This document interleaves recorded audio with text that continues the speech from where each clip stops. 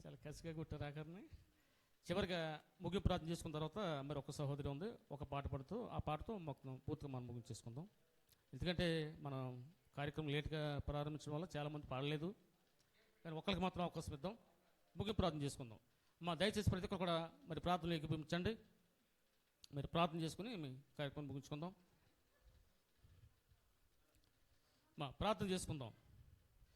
పరిశుద్ధమైన పరమ తండ్రి, మీ యొక్క పరిశుద్ధమైన నామాన్ని బట్టి మీకే వేలాది స్తుతులు స్తోత్రాలు చెల్లిస్తున్నాం బాబు.